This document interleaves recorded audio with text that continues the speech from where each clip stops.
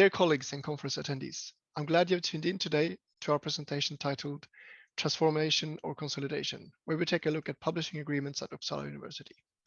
My name is Börje Darén, and I present this work on behalf of myself and my colleagues at Uppsala University Library. In the last few years, we have seen how publishing agreements have become increasingly common across Europe.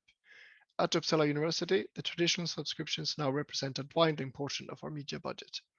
Among the agreements with a publishing component, the transformative agreements are the most common type. These agreements cover open access publishing as well as reading rights in hybrid journals. Our publishing agreements are negotiated nationally by the Bibsam consortia. Via the consortia, we can now cover the costs of open access publishing for our researchers in more than 11,000 journals from more than 25 publishing houses. To give you a little background, Uppsala University is one of the largest and oldest universities in Northern Europe. We were founded in 1477, and we are a truly multidisciplinary university. The university library aimed to provide the same level of publishing support for all of our researchers, regardless of discipline.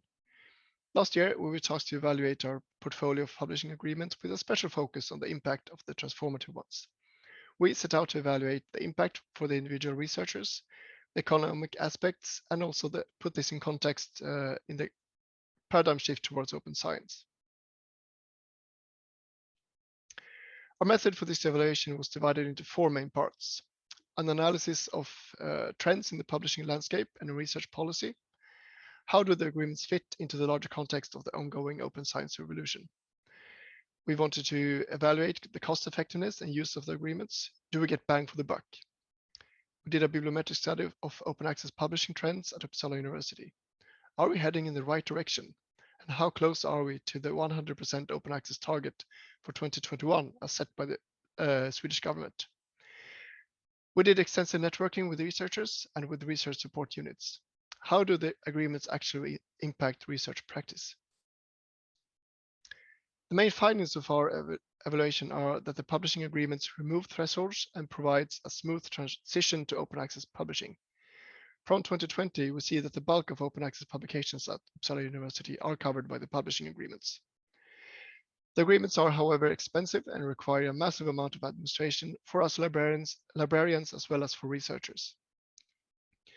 The overall sentiment towards the publishing agreements among researchers is very positive.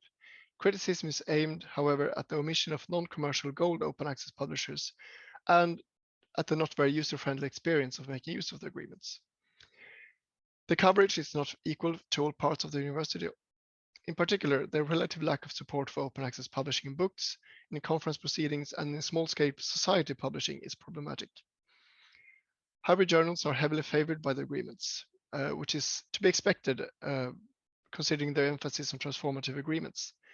In 2020, we see that as much as 79% of the publications covered by the agreements were published in a hybrid journal. We will monitor this figure and expect that the proportion of gold open access will increase steadily over the next few years. We conclude that the publishing agreements are a key stepping stone on the path towards open science, but they cannot on their own enable 100% open access. Costs need to be monitored, and we should provide alternatives and develop our services portfolio. In particular, libraries should focus more on the in-house publishing and other researcher-led initiatives. Hybrid journals and transformative agreements cannot be a part of the publishing landscape for much longer. We conclude that the time for open access advocacy is in the past. Now is the time for global and holistic open science perspectives. So what are the actions we've taken so far? We are working on a local strategy for publishing agreements to complement the national agreements. So far, this has resulted in a local agreement with the open access publisher PLOS. We acknowledge that the publishing agreements and memberships are perceived as a strong indicator for quality, and we are reviewing our existing agreements. So far, this thinking has led us to the cancellation of our membership with MDPI. Finally, we are launching our own publishing platform to provide flexible support to researcher-led publishing initiatives. With that, I conclude my presentation and I welcome any and all follow-up questions. I wish you all a pleasant day.